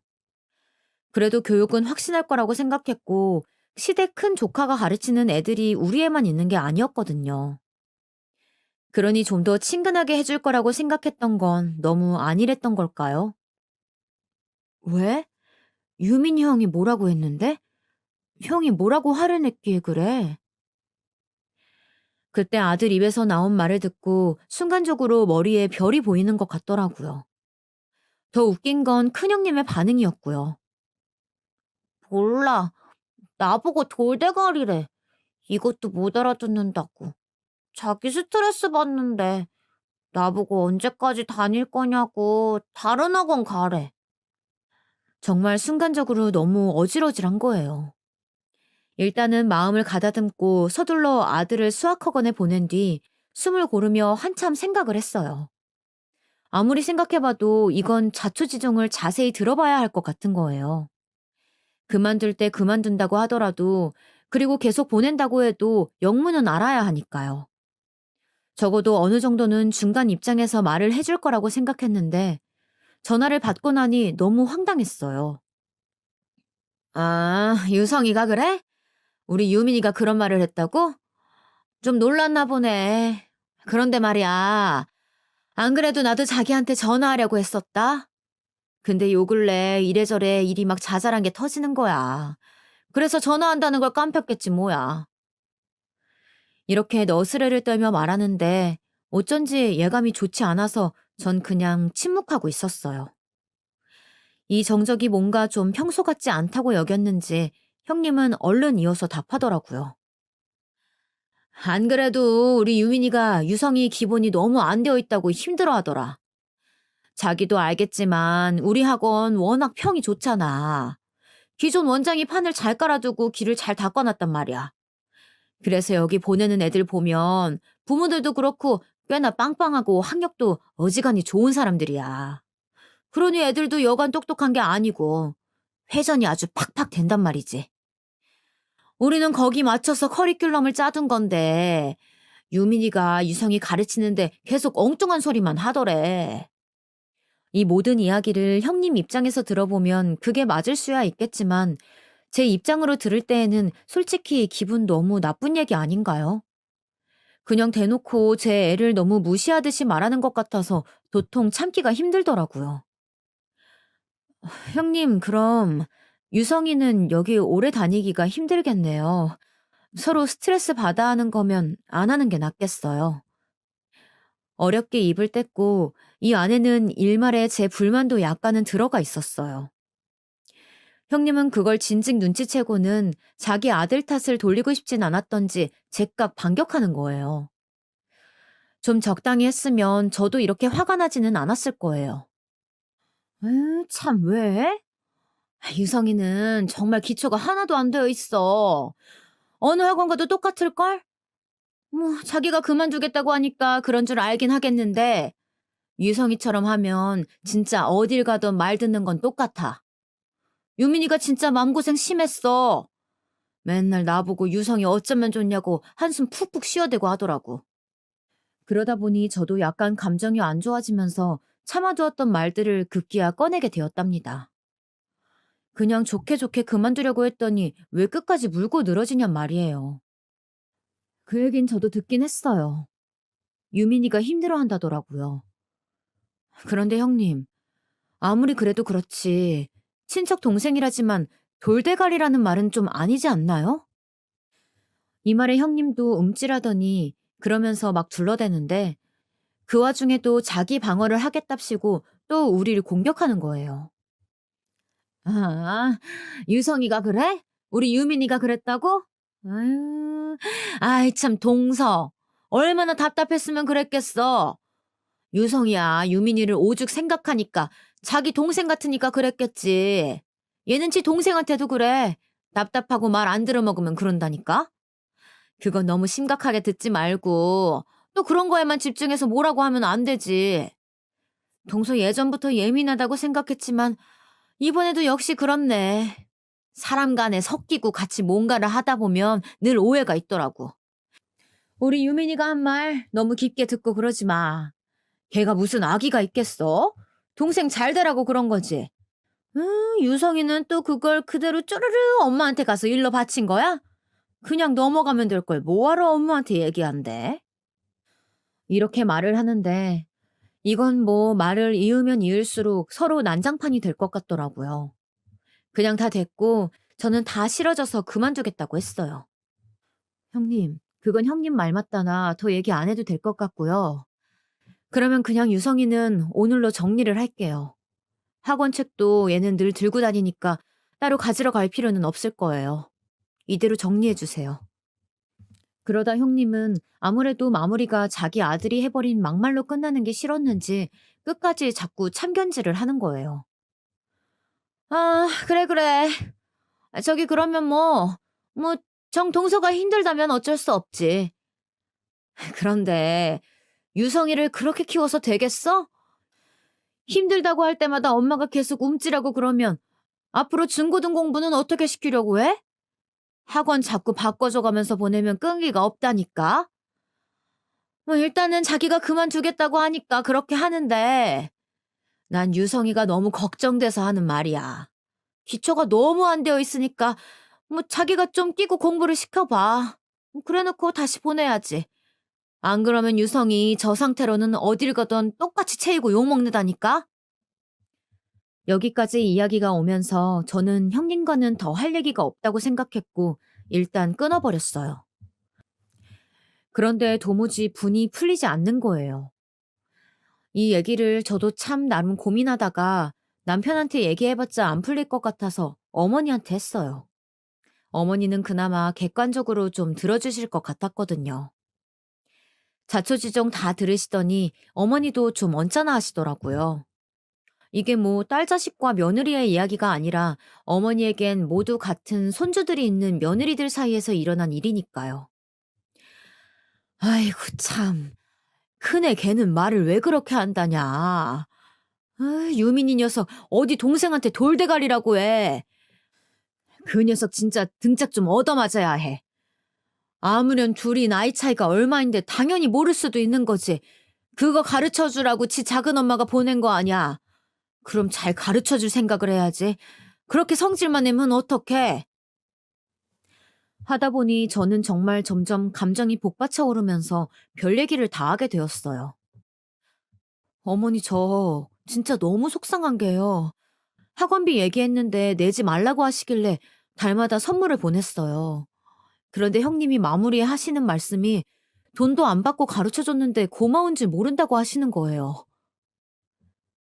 제가 한 말 그대로 형님은 저렇게 말했거든요. 무슨 학원비를 안 받고 가르쳐줬다는 건지 어이가 없었어요. 저는 학원비에 상응하는 어쩌면 그보다 더 나갈 수도 있는 선물을 달마다 보냈었다고요. 비싼 소형 가전들부터 시작해서 몇 달 보내는 동안에 월초마다 그렇게 결제해서 학원으로 배송해드리곤 했어요. 나중에 말 나오는 게 싫어서 말이에요. 그래놓고 끝에 가서 세상 정 많고 사랑 많은 큰엄마로서 받아준 양 말을 하지 뭐예요. 어머니는 결국 혀를 찢찢 차시더군요. 아니 거기다가 차로 데려다 주지도 않았고 네가 왔다 갔다 했다면서 왕복으로 40분 걸리는 게 말이 쉽지. 매일 초등학생 애를 어떻게 그렇게 태워다 주고 오고 하냐. 제가 이렇게 말한 이유는 정작 형님 본인은 자기네 집 막둥이가 초등학교 저학년인데 걔 혼자 학원 돌리기 안쓰러워서 본인이 데려다 주고 오고 했어요. 학원 자리 비우고 다른 선생님들한테 맡겨두고 그렇게 차로 바쁘게 라이딩하면서 자기 애 학원 보내고 데리러 오고 했거든요. 그럼 누구보다 제 환경을 잘 알 텐데 저는 무척 만만해 보였는지 그렇게 생각해 주지 않더라고요. 심지어 우리 애가 학교 친구 2명을 더 데려와서 같이 다녀줬는데 고마운 줄 모르고 말이에요. 결국 우리 애가 그만두니 얘네들도 학원까지 태워다 주고 데려다 줄 사람이 없어지잖아요. 동시에 셋이 그만둬 버리니까 형님도 뭔가 애가 탔던지 나중에 연락이 왔지 뭡니까? 저 동서, 우리 셔틀 기사님한테 마지막에 동선 하나 더 추가해서 그쪽 학교로 돌아달라고 부탁해놨어. 그러니까 걱정하지 말고 애들 보내. 내가 유민이한테도 잘 얘기했으니까 유성이 잘 봐줄 거야. 자기는 그런 뜻으로 말한 거 아니라고. 작은 엄마가 오해하신 것 같다고 하더라. 내 말이 맞지? 그러니까 내일부터 유성이랑 그 학교 애들 셔틀에 태우면 돼. 내가 시간 말해줄게. 이렇게 말하는데 전 어이가 없어서 말을 툭 끊었어요. 아니요, 형님. 저는 그때 말씀드렸잖아요. 안 보낸다고요.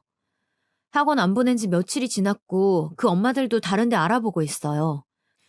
저도 집에서 당분간 제가 끼고 가르칠 생각이고 앞으로 학원들도 빈틈이 없이 짜져 있어서 그거 바꾸기 힘들어요. 저희는 이제 신경 안 쓰셔도 될 것 같아요. 저도 말에 감정이 많이 담겨 있긴 했지만 형님은 자기 잘못도 주제를 모르고 그 상황에 기분이 나빴던 모양이에요. 그건 어느 정도 이해할 수 있는데 거기서 하면 안 되는 말을 저에게 해버린 거예요. 애들끼리는 돌대가리라는 말이 오가면서 상처를 주었다면 형님은 저에게 사회성이라는 말을 들먹이더군요. 이 말은 오랫도록 제 안에 가시지 않는 상처, 그리고 분노의 버튼이 되어버렸어요. 동서는 왜 그렇게 성급해? 나랑 그날 얘기해보고 좀 기다려보지 그랬어. 그날도 동서가 갑자기 얘기한 거 아니야. 바로 위에 동서는 이런 식으로 일 안 해. 자기는 내가 좀 잘 지내보겠다고 유성이 챙기면서 학원비도 안 받고 다니게 해준 건데 이렇게 일을 무자르듯 그냥 확 잘라버리니까 내가 너무 서운하네? 뭐 안 보내겠다고 하니까 그래 알겠는데 동서는 참 사회성이 없다. 사람들 관계를 이렇게 그냥 막무가내로 본인 하고 싶은 대로 했다가 이랬다가 저랬다고 하면 안 되는 거야. 그러면서 막판에는 정말 건드리면 안 되는 부분을 건드려 저를 폭발하게 만들었어요. 엄마가 그러면 애가 뭘 보고 배우겠어? 유성이도 끈기 없이 저렇게 학원 다닐 때마다 그만두려고 할 거 아니야. 우리 유민이 말로는 유성이가 참 사회성 없어 보인다고 하더라. 내가 동서 볼 때 느끼는 건데 얘네들도 애들끼리 똑같이 느끼는 거야. 하여간 내 말 잘 새겨 듣고 그럼 나도 자기가 학원 안 보낸다고 했으니까 그리 할게. 그럼 전화 끊어. 이렇게 집단에 지가 뭐라고 잔뜩 삐져서는 온갖 폭탄을 투하해버리곤 전화를 끊어버리는 거 있죠. 이날 저는 잠을 잘 수가 없이 너무너무 화가 나서 분노의 이를 갈게 되었어요. 형님이 저에게 했던 말들에는 오만 가지 상처를 주는 말들이 가득 들어있었거든요. 그냥 조용히 끊겠다는데 그걸 못 참고 애들 돈줄 끊기는 게 아쉬워서 거의 협박하듯 저에게 악담을 마구 쏟아낸 거 아니에요. 게다가 멀쩡한 저를 지적하면서 사회성이 있네 없네 모든 책임이 다 저에게 있는 양 마구 밀어내더라고요. 솔직히 제가 말을 안 해서 그렇지 여기 학원 보내는 엄마들 몇몇과 얘기했는데 그때도 좀 고민했었어요. 유성이 엄마, 오늘도 이렇게 보내요? 시간 되면 애들 나올 때까지 커피 한잔 할래요? 엄마들 두어 명이 말을 걸어오길래 저도 그러자고 했고 마침 애가 학원에서 다시 나오려면 4, 50분 기다려야 해서 같이 카페로 움직였어요. 이분들은 제가 우리 형님과 가족 관계인지 모르니까 그냥 하는 말이었지만 학원이 마음에 안 든다는 어투로 그것도 원장인 우리 형님 험담을 하더라고요. 솔직히 이전 원장님이 좋았는데 우리 애 딱 중요한 시기에 저렇게 일임하고 그만두셨잖아요. 그래서 학원을 바꿀 생각도 못했고 몇 달 더 보내보자는 생각으로 보내고 있는 거예요. 근데 보면 볼수록 새 원장님은 좀 뭔가 되게 표독스럽기도 하고 애들도 대충대충 대하는 게 느껴지더라고요. 얼마 전에 우리 애도 원장님 무섭다고 하는데 딴 데를 빨리 알아봐야 하나 싶어요. 그러자 또 다른 엄마도 거들더군요. 우리 애도 그러더라고. 원장님이 자기 아들을 데려와서 뭐 보조교사로 쓰나 본데 뭐 대학생이래. 그런데 가르치면서 그렇게 애들한테 화를 촉촉 내나 봐. 유성이네는 별 얘기 없어요? 전반적으로 사람 하나를 볼 때의 눈은 대부분 비슷하다더니 이들도 비슷한 감정을 갖고 있는 게 신기하기도 하면서 어이가 없었어요. 저는 괜히 입댔다가 잘못 소문나면 저만 곤란해지니 그냥 무조건 모른다고 입을 닫기는 했어요. 엄마들 사이 말소문이라는 게 무서운지라 나중에 파고 들어가면 누구 입에서 나왔는지 근원을 따지거든요. 이 엄마들이야 우리 형님과 다시 안 볼 사이고 학원 그만두면 끝인 관계니까 괜찮을 거예요. 그런데 저야 나중에 조금이라도 같이 동조했거나 말을 했다는 게 알려지면 아주 골치 아파지거든요. 그래서 그냥 끝까지 잘 모르겠다. 우리 애는 학원에서 듣고 온 얘기가 없다. 이렇게 둘러댔어요. 어찌됐든 그런 일도 있었는데 형님이 죽어라 재탄만 하면서 뒤집어 씌우는 모양새를 보니 제 속만 터져나가는 거예요. 그러니 어머니에게 일이 있는 족족 상담을 했고 어머니는 잘 그만뒀다고 하시더군요. 잘 그만뒀어. 그리고 내가 볼 때 큰애는 진짜 성격이 여러모로 보통 까탈스러운 게 아니야. 내가 뭐 큰애가 밉다던지 아니면 너네를 더 생각해서 하는 말은 아닌데 그냥 앞으로는 같이들 뭐 안 하는 게 좋겠다. 특히 애들끼리 걸린 건 더 하지 마. 이게 뭐냐? 무슨 강아지 싸움도 아니고 남이랑도 자식 걸린 싸움 하면 아주 피 터지는 거야. 그런데 니네는 가족들끼리 평생 볼 사이인데 애들 커가는 거 계속 봐야 하는데 그걸로 싸우면 진짜 피곤하다고. 그러니까 이제는 니들끼리 뭐 엮고 그러지 말고 그냥 명절 때 오며 가며 보며 인사드리나 하게 해. 아무래도 어머니 입장에선 손주 걱정이 더 크지 않으셨을까 싶어요. 엄한 손주들끼리 엄마들에게 치여 원수가 되면 어쩌나 싶으셨겠죠. 그러고 한동안 뜸하고 형님과 또 둘째 형님과도 적당한 거리를 두며 멀어졌답니다. 그런 시간을 보내는 동안에 저는 잠깐 큰일을 겪게 되었어요. 저 일이 있고 1년쯤 지나서였을까요? 몸이 너무 안 좋고 찌뿌둥하길래 건강검진을 받았거든요. 그런데 꽤 안 좋은 게 몸에 자라고 있어서 이걸 제거해야 한다는 거예요. 이때 애들이며 남편이며 다 놀라고 어머니랑 시누이도 저를 안쓰러워 하시더군요. 아휴, 막내 너 아파서 어떻게 하냐. 그동안에 유성이랑 유진이는 어떻게 하고. 아범이 회사 다니면서 애들 챙기기 힘들 거 아냐. 너도 아픈데 네 몸만 신경 써야지.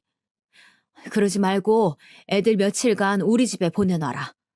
둘 다 같은 학교 다니니까 내가 같이 데려다주고 데리고 오마. 어머니가 이렇게 봐주신다고 하셔서 저는 수술하고 회복하는 기간 동안 정말 제 몸만 신경 쓸 수 있었어요. 그 기간 동안 학원은 못 보냈지만 그렇다고 뭐 큰일이 나는 것도 아니고 제 입장에서는 애들 학교만 안 빠져도 다행이라고 생각했었어요. 그런데 퇴원해서 회복하고 모든 게 정상으로 돌아가는 중에 갑자기 형님들한테 연락이 왔더라고요. 솔직히 기대도 하지 않았지만 아무리 그래도 그렇지 이것들이 아프다는데 한 번도 안 들여본다 싶긴 했어요.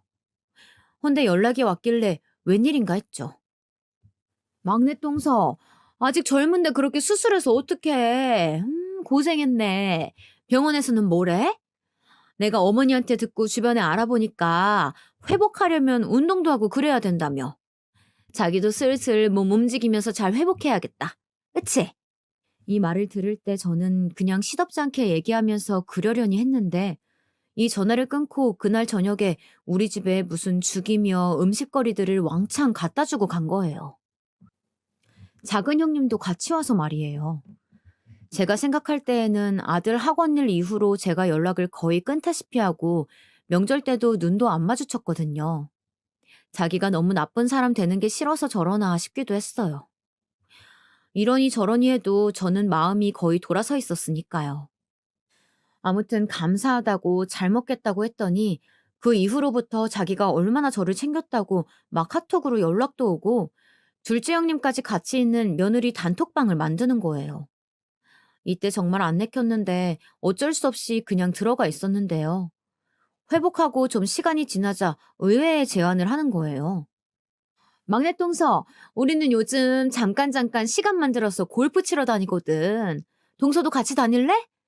골프도 좀 배워두면 사람들 만나고 이야깃거리 많아져서 좋아.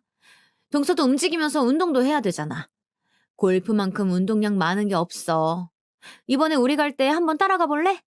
저도 그렇게까지 막 내켰던 것은 아니었지만 일단 시간도 좀 지났고 저부터도 큰일 겪고 나니까 많은 것들이 변한 것 같더라고요. 그냥 너무 나쁘게 지낼 것 없이 나도 골프 한 번도 안 쳐봤으니까 그냥 따라가 봤어요. 주변에 보니까 이제 골프는 그렇게 특별한 운동이 아니라 제 또래 젊은 사람들부터 더 어린 20대까지도 종종 치는 문화가 되었더라고요. 그래서 그냥 궁금한 마음 하나만 가지고 따라가게 되었는데요. 거기서부터 저는 이 자리에 낀 것을 또다시 후회하게 되었어요. 별다른 이유가 있다기보다는 그냥 미묘하게 저를 짜증나게 하는 상황이 있었거든요. 잘 모르는 저를 불러서 같이 하자고 했으면 좀 알려줄 수도 있는 건데 그런 것 하나 제대로 가르쳐 주질 않는 거예요. 외려 어리버리해서 헤매는 저를 두고 약간 빈정거리듯 말하더군요. 이쯤 되니 도대체 저를 뭐 때문에 부른 건지 모르겠는 거예요. 동서는 진짜 농담이 아니라 한 번도 안 쳐본 거야? 나는 농담하는 줄 알았잖아. 요즘 너도 나도 다 치러 다니는데 그냥 잘 못 친다는 건 줄 알았지. 이런 큰형님의 말을 거드는 둘째 형님도 되게 기분 나쁘게 말하는데 어느새 둘이 한편이 된 마냥 붙어먹고 말하더군요. 그러게요. 저도 설마 한 번도 안 쳐봤을 줄은 몰랐는데 말이에요, 형님. 막내 똥서는 평소 뭐 하면서 지내? 뭐가 재밌어? 전 이때 그냥 순진하게 뭐 쇼핑하고 돌아다니는 거 좋아한다고 했어요. 뭘 사지는 않더라도 여기저기 돌아다니면서 구경하는 거 좋아하거든요. 백화점 지하도 그렇고 큰 쇼핑몰도 그렇고 가리지 않고 사람이 많지 않은 시간대를 찾아서 잘 다니는 편이에요. 근데 큰형님이 이때 분명히 얼굴은 웃고 있었으나 살짝 비꼬는 거예요. 근데 막내 똥서 보면 그닥 뭐 옷이나 이런 거 좋아하지는 않는 것 같은데 말이야. 내가 전부터 한 벌 사줄까 고민했었거든. 오늘도 골프 치러 오는데 옷도 좀 주변에서 아무도 말해주는 사람이 없었어? 내가 괜히 아까 사람들 보는데 좀 민망하더라고. 나도 그렇고 여기 동서도 그렇고 일찍이 골프 쳤었거든. 우리는 친정이 다들 골프 매니아야. 같이들 맨날 치러 다녀. 이러면서 저를 깔보듯이 말을 하는 거예요. 그까짓 골프가 뭐가 그리 대단하고 엄청나다고 말이에요. 보통은 이런 거 거의 친정에서 일찍이 다 떼고 오는 거잖아. 나도 아직도 우리 친정엄마랑 같이 다녀. 엄마가 연세가 그렇게 드셨으면서도 아직도 팔팔한 거 있지. 막내 동서는 아 맞다. 친정 어른들이 이런 거 안 좋아하시나? 아버님만 계신다고 했지? 그러면 아무래도 이런 거 할 여유는 없었겠네. 왜 쓸데없이 이렇게 남의 가족사까지 파고드는 얘기를 하는 건지 궁극적으로 자기 자랑을 하고 싶은 게 너무 티가 났어요. 그럼 자랑이나 할 것이지 왜 가만히 있는 우리 집을 멱살 잡고 늘어지는 건지 모르겠어요. 와중에 또 제 걱정을 해주는 척 하더라고요. 동서, 근데 괜찮아? 너무 무리한 거 아니야? 아프면 말해. 우리도 이쯤하고 들어가면 되니까. 다음에 또 약속 잡으면 되지 뭐.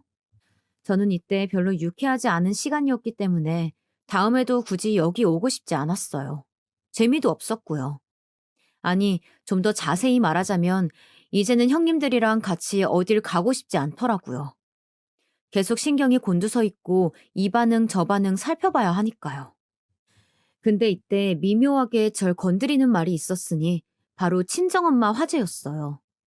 이게 제 환경을 두고 하는 말이란 걸 모를 줄 아는 것도 아니고 적당히 알아들으라고 뾰족하게 공격했던 걸까요? 아니면 제가 어머니한테 이런저런 얘기를 한다는 걸 알고 그랬던 걸까요? 화가 점점 차오르더라고요. 그런데 말이야, 역시 뭔가 마음 놓고 의지하고 그러기엔 친정엄마가 최고야. 솔직히 어머니는 남의 집 엄마잖아. 뭐 아무리 속 털어놓고 말한다고 해봤자 결국 자기 아들이 우선이고 최고잖아. 다 부질없는 짓이라니까. 동서는 어떻게 생각해? 전에 친정엄마 안 계시다고 하지 않았어? 내가 볼 땐 그래서 동서가 멋모르고 우리 어머니를 너무 따르는 것 같아. 이때에는 좀 뭔가가 거슬려서 그런가 보다 하고 눈치를 챘었는데 갈수록 정말 숨막히게 사람을 조여오는 거예요. 너무 믿지 않는 게 좋아.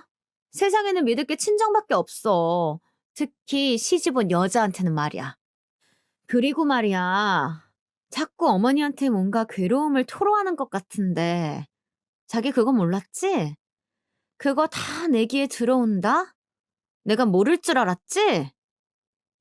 갑자기 분위기가 무슨 호러 공포 드라마로 바뀌는 듯 하더니 큰형님은 제가 학원 얘기를 어머니에게 한 걸 안다면서 제 눈을 노려보는 거예요.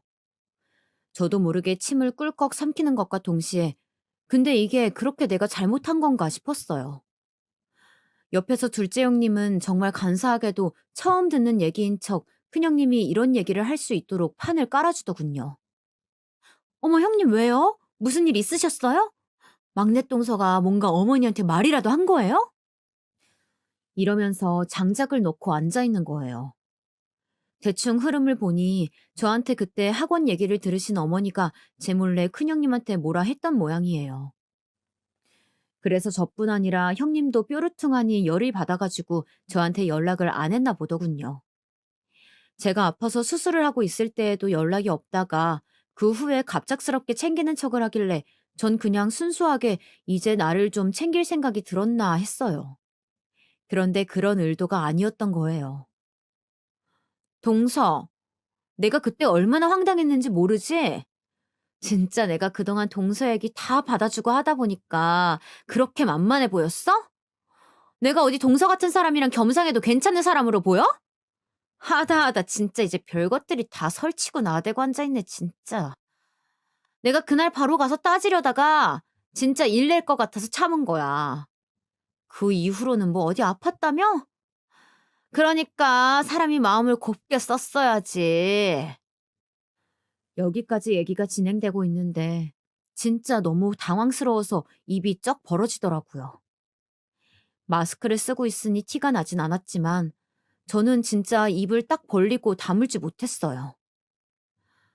동서 같은 사람이랑 어찌어찌 형님 동서로 엮여서 이렇게 지내고는 있긴 한데 적당히 금맞게 굴어야지. 어머니한테 그렇게 일러바치고 숨어 있으면 내가 그냥 당하고 있을 줄 알았어? 되게 순진하네 동서. 나 그렇게 만만한 사람 아니야. 내가 사정 다 봐가면서 학원도 맞춰주고 했더니 그렇게 뒤통수 치는 거야? 아니, 엄마란 사람이 그렇게 뒤통수 치고 난 모함하는 거나 배워갖고선 자식을 어떻게 키우겠다는 거야? 진심 유성이랑 유진이 너무 불쌍하다, 진짜. 지 엄마한테 뭘 보고 배우겠어. 이때 저는 와장창 멘탈이 깨지는 걸 느꼈고, 정말 숨도 쉬지 않고 형님에게 다다다 달려들었어요. 둘째 형님은 어이가 없다는 듯 벌레 보는 듯 그 옆에 붙어서서 절 쳐다보는데 큰형님 못지않게 얄밉고 재수없게 느껴지더라고요. 큰형님은 보란듯이 전화를 꺼내더니 스피커폰을 켜두고 계속 신호를 울려대는 거예요. 동서 똑바로 들어. 저번에는 자기가 어머니한테 내 뒷담화 했지? 나는 자기 같은 인간이랑 달라서 대놓고 앞담화 해줄 거야. 똑바로 들으라고. 어디서 촌떼기를 동서럽시고 형님 동서 소리 하게 해줬더니 지 주제도 모르고 나대고 있어. 아, 어머니, 저예요. 형님은 그렇게 바로 어머니랑 통화를 하더군요. 그러면서 뭐라 말을 이어가는데 진짜 머리부터 발끝까지 온몸이 저릴 듯 아찔하더군요. 너무 스트레스가 커서 그랬던 것 같아요. 내가 어쩌자고 이딴 모임에 순진하게 따라와서 얘기를 듣고 있는 건지 진짜 너무 비참하고 분이 일어났어요. 그나마 제가 좀 참을만 했던 건 그나마 어머니가 이 순간 제가 오해했던 상황이랑 똑같이 움직이진 않으셨다는 거예요. 전 어머니가 제가 그간 생각했던 인상과 달리 뭐 형님한테 제 험담이라도 하신 줄 알았거든요. 그쪽으로 생각이 갔던지라 더 혼란스럽고 기가 막혔는데 대충 어머니 말투나 말씀하시는 걸 들어보니 아마 그때 형님을 야단치셨었나 봐요. 그래서 형님은 더 앙심을 품고 있는 것 같더라고요. 어머니, 저희 지금 셋이 골프 치러 왔어요. 네. 제가 저희 친정이랑 같이 간다는 곳 말이에요. 웬일로 온 게 아니라요. 그게 일단 어머니, 저희 셋이 얘기를 나누고 있는데 새삼 좀 서운해져서요, 어머니. 이러면서 갑자기 형님은 막 지 신세 타령을 하는 거예요. 큰며느리인데 대놓고 막내 며느리 편을 드시니까 서운했다. 제가 학원 운영하느라 얼마나 힘든지 아시냐 등등 어쩌고 저쩌고 하는 거예요. 그러니 어머니 딴에는 상황이 좀 이상하다 싶으셨는지 일단 우리 셋 모두 시댁으로 오라고 하시는 거예요. 형님은 그러고 싶진 않다고 획 토라지듯 말을 하는데 어머니가 당장 오라고 호통치시는 통에 다 같이 그 불편한 차를 얻어 타고 어머니께 갔어요. 도착하자 어머니는 간단하게 과일이랑 뭔가를 준비해 주시곤 답답하다는 듯 말씀을 하시더군요. 아니 괜찮은 줄 알았더니 왜 또 분쟁을 만들고 난리야. 근데 너는 뭐 어쩌라고 나한테 전화를 한 거냐?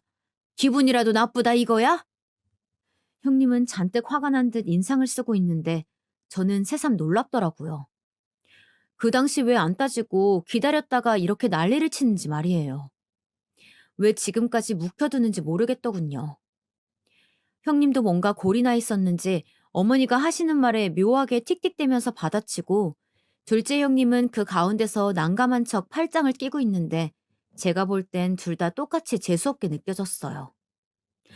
아무튼 분위기는 어머니도 점점 짜증이 나는 듯 보이더군요. 그런 와중에도 일단 뭐라도 먹으라고 했더니 형님의 때 아닌 짜증에 어머니는 완전 폭발해 버리셨어요. 아니요, 어머니. 저는 막내 동서랑 같이 겸상 안 해요. 오늘 부른 것도 이제 같이 안 볼 생각으로 쐐기를 박으려고 부른 거예요. 어머니도 그렇게 아세요. 뭐야? 그네 너 진짜 이런 식으로 불편하게 할 거냐? 작작 좀 하라고 했는데 나이는 제일 많으면서 왜 그러는 거야 대체? 형님은 진짜 한마디도 지지 않고 마구 대들더라고요. 지금 그런 걸 따질 때가 아니잖아요, 어머니. 왜 자꾸 막내 동서 얘기만 듣고 저쪽 편에 드시는 거예요? 솔직히 급도 안 되는 동서 제가 챙겨서 같이 학원도 데려다주고 얼마나 신경 써줬다고요. 제가 얼마나 신경을 써준지도 모르면서 어머니 그렇게 한쪽 말만 들으시면 안 되죠. 여기선 제가 발끈해서 뭐라고 했더니 형님은 바로 눈을 치켜뜨고 소리를 질러대는 거예요. 급이라뇨. 제가 뭔 급인데요? 형님 지금 말 다 하셨어요? 뭐래? 상대해줬더니 지 주제도 모르는 것 봐. 얼레벌레 어머니한테 일러 바치고 다니니까 아주 날개라도 단 것 같아? 세상 자랑할 건 이 집이랑 결혼한 것 말고는 쥐뿔도 없으면서 왜 나대냐고. 지 주제를 쳐 알아야지. 말 더 길게 끌지 마. 짜증나니까. 이쯤 되면 저뿐만 아니라 옆에 있는 어머니마저 완전히 바보로 보고 저렇게 속사포처럼 쏴대는 거 아닌가 싶은 와중에 갑자기 공기를 획 가르는 듯한 소리가 나더니 형님이 뒤로 어정쩡하게 쓰러졌어요. 저도 모르게 외만히 비명이 나왔고요. 눈을 깜빡이며 보니 정말 순간적으로 어머니가 말이에요. 형님의 머리채를 확 휘어잡아서 넘어뜨린 거예요. 어머니는 씩씩거리면서 막 소리를 질러대셨어요. 내가 작작하라고 했지? 네가 이러면서 네 동서들이 어쨌네 하고 따지고 들 자격이 있냐? 네 애들도 이런 식으로 유치하게 갈라치기는 안 하겠어. 내가 막내 얘기 듣고 너한테 뭐라고 하면서 어느 정도는 네가 알아들은 줄 알았다. 근데 이게 뭐냐? 이제 나한테까지 대드는 거니? 형님은 그렇게 끝도 없이 나대더니 생전 화분에 꽃 한 번 꺾은 적 없는 어머니가 머리채를 와장창 잡고 끌어내리는 바람에 꽤 충격을 받았어요. 어머니는 거기서 말씀을 이어가시는데 이건 사실 제 편을 들었다기보다 그냥 있는 그대로의 사실을 말씀하신 거예요. 저도 이 얘기를 몇 번이나 할까 말까 하다가 삼켰었고요. 둘째 형님은 아주 기겁할 만큼 놀랬는지 벽시계 바로 아래에 착 붙어서는 어머니와 큰형님을 계속 번갈아 보면서 쳐다보더군요. 그러다가 저를 획 쳐다보는데 저는 눈이 마주치는 순간 고개를 획 돌려버렸어요.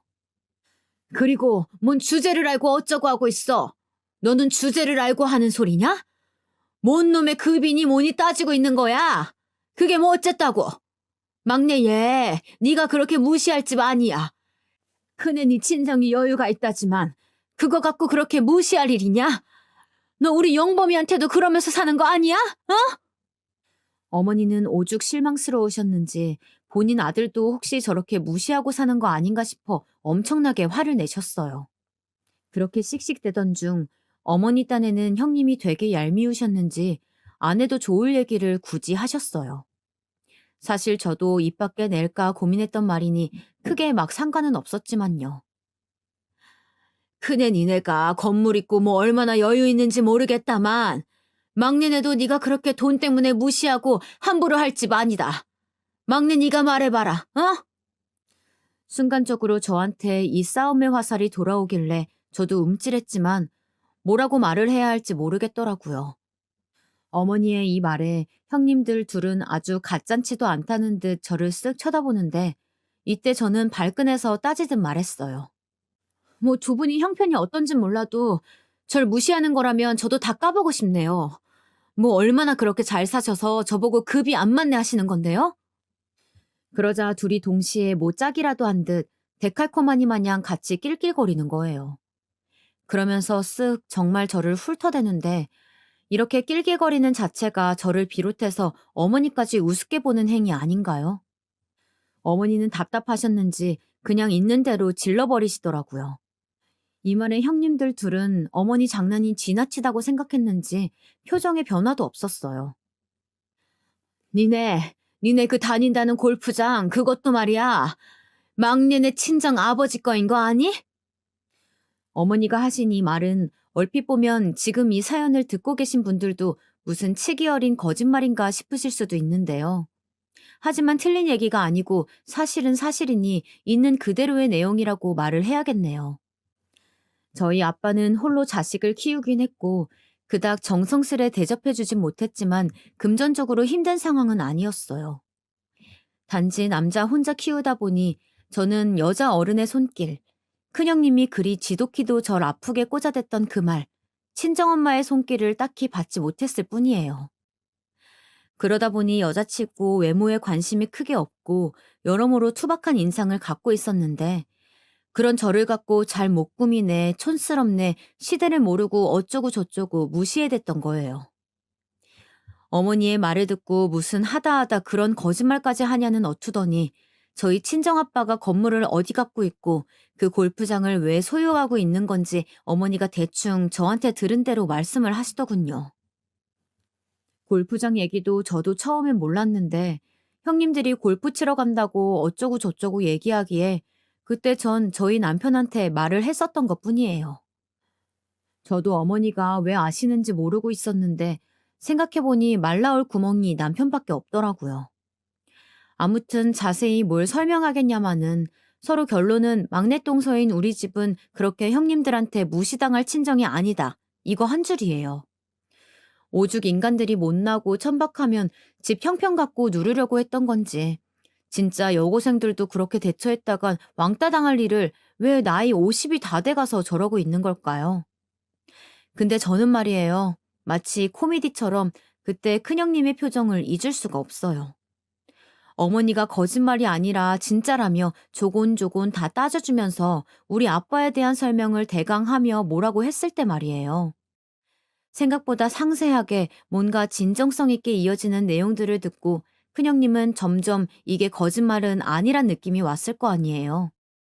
그 말을 들으면서 표정이 점점 변하는데 가관도 아닌 거예요. 진짜 바보 천치처럼 함부로 대할 예정이었는데 갈수록 그러면 안 되는 상황으로 치닫게 되면서 지들이 세상 거지마냥 취급했던 제가 생각보다 재력이 있다고 느껴지니 그 분노를 어떻게 할 수 없었나 봐요.